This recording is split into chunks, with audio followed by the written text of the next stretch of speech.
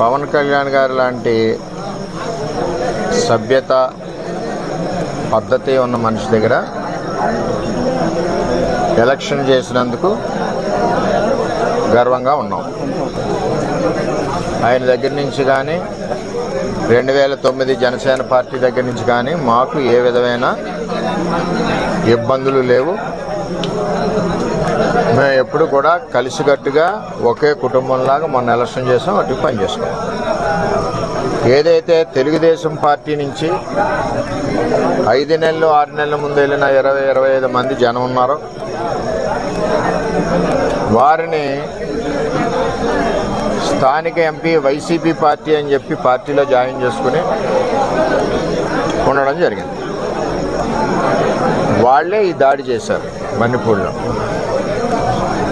చేత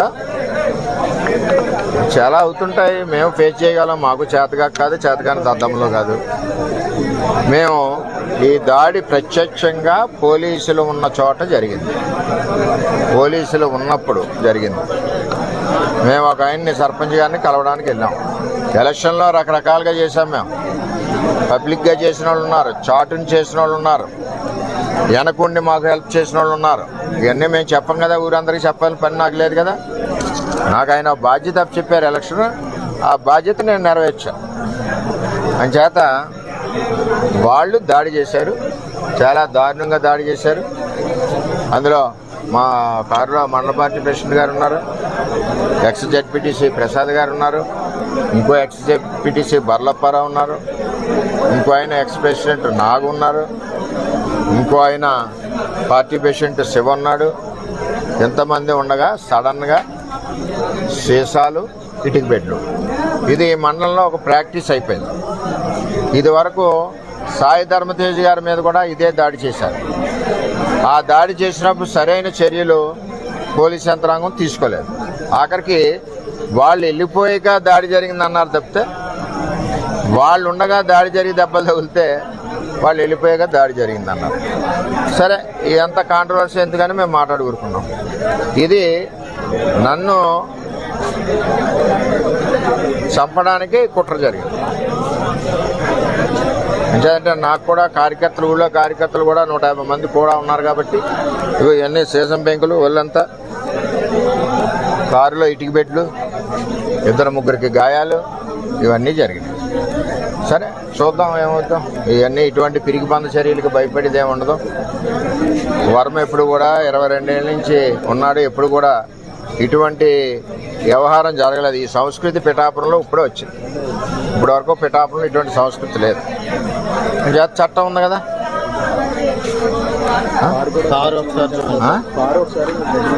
కారు కూడా ఒకసారి చూడండి. ఆ కారును కూడా నేను రిపేర్ చేయించిన, ఆ కారుని సెంటర్లోనే ఉంచేస్తా. పోలీసు సరైన నిర్ణయం తీసుకునే వరకు ఆ కారు ఈవేళ ఇక్కడ గెస్ట్ హౌస్ దగ్గర ఉంది, రేపు రోడ్డు మీద సెంటర్లో పెట్టేస్తా లాక్ చేసి. కొత్తగా తెలుగుదేశం పార్టీ నుంచి కొత్తగా వెళ్ళిన జనసేన నాయకులు వన్నెపూడికి సంబంధించి ఇంకా ఉన్నారు. వాళ్ళ చరిత్ర కూడా ఇది వరకు అదే. అందుకనే పార్టీలోంచి పంపించాం, ఆ పార్టీలో తీసుకున్నారు. అది ఎవరి పార్టీ వాళ్ళ ఇష్టం, మనం వద్దని అనడానికి వీల్లేదు. సరే, ఏం జరుగుద్దో ఆలోచిద్దాం. మా నాయకులు అయితే కంప్లైంట్ వద్దన్నారు, మేము ఇప్పటి వరకు కంప్లైంట్ కూడా ఇవ్వలేదు. అది జనసేన అధినేతకి నిన్నటికి నేటికి కూడా మీరు దేవుళ్ళలాగే కనిపించారు, దేవుడు అనేది అని అంటున్నారు.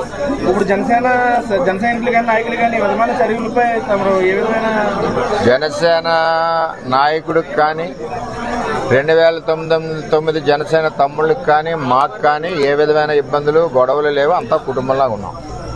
ఏదైతే తెలుగుదేశం పార్టీ నుంచి వెళ్ళిన నాయకులు ఉన్నారో 20-25 మంది, వాళ్ళందరూ మా పార్టీ కార్యకర్తల మీద దాడి చేస్తున్నారు, మా మీద దాడి చేస్తున్నారు, నా మీద ఫస్ట్ టైం ఈ విధంగా చేస్తూ ఉన్నారు. చట్టం ఉంది కదా, చూద్దాం. మా నాయకులు అయితే ఇప్పుడు వరకు కంప్లైంట్ ఇవ్వలేదు. నాయకులు మా మండల పార్టీ ప్రెసిడెంట్ గారు ఇల్లు చూసి కంప్లైంట్ ఇవ్వాలా. మరి అందరూ కూడా బుద్ధి చెప్పేవాళ్ళం, అందరికీ చేతనవుద్ది కదా. ఏం చేయాలన్నది వాళ్ళు నిర్ణయిస్తారు. సార్, ప్రాణాలను సైతం పణంగా పెట్టి మీరు పవన్ కళ్యాణ్ గారు నిర్దేశించడం కీలక పాత్ర వహించారు. ఈ రోజు మీరే చెప్తున్నారు ప్రాణాలు కూడా తీయబోయారని చెప్పి అదే జనసేన కార్యకర్తలు వన్నిపూడి గ్రామంలో అంటున్నారు. అసలు ఏంటి సార్ ఇక్కడ సవరణ జనసేనలోకి తెలుగుదేశం పార్టీలోంచి వెళ్ళిన కొత్త జనసేన కార్యకర్తలని చెప్తున్నాను. ఇది ఎంపీ గారి గ్రూప్. ఇది ఆయన ఇప్పటి నుంచి కాదు, 8 నెలల నుంచి వీళ్ళ ద్వారా తెలుగుదేశం పార్టీ మీద పోరాడుతూ ఉన్నాడు. జనసేన బలానికి పనిచేయలేదు ఆయన ఎప్పుడు. అయినా మేము అతనికి కూడా సిన్సియర్గా ఓటు అడిగాం. అది తెలుగుదేశం పార్టీ సంస్కృతి. అది మీకు మినిస్ట్రీ రాకుండానే ఎలాంటి కొన్ని ఆరోపణలు చేస్తున్నారు. ఏమండి, ఎవరు ఎన్ని కుక్కలు మురిగినా నాకేమీ ఇబ్బంది లేదు. నేను ఎవరికి భయపడే మనిషిని కాదు. 22 ఏళ్ళ నుంచి ప్రజల్లో ఉన్న మనిషిని. నేను ఎవరికి భయపడను. నా మీద ఎంతమంది దాడులు చేసినా చేయనండి, చట్టాలు ఉన్నాయి. ఇది పవన్ కళ్యాణ్ గారికి కానీ, నాకు కానీ, పవన్ కళ్యాణ్ గారికి కానీ, ఆ 2009 బ్యాచ్కి కానీ ఎవరికి ఇది సంబంధం లేదు. నేను ఎవరికి ఫిర్యాదు చేయను కూడా. అది ఏ విధంగా జరగాలో ఆ విధంగా జరుగుతుంది. అది జనసేన అధినేతకి నిన్నటికి నేటికి కూడా మీరు దేవుళ్ళలాగే కనిపించారు, దేవుడు అనేది అని అంటున్నారు. ఇప్పుడు జన సైనికులు కానీ నాయకులు కానీ విధమైన చర్యలపై తమరు ఏ విధమైన జనసేన నాయకుడికి కానీ 2009 జనసేన తమ్ముళ్ళకి కానీ మాకు కానీ ఏ విధమైన ఇబ్బందులు గొడవలు లేవు. అంతా కుటుంబంలాగా ఉన్నాం.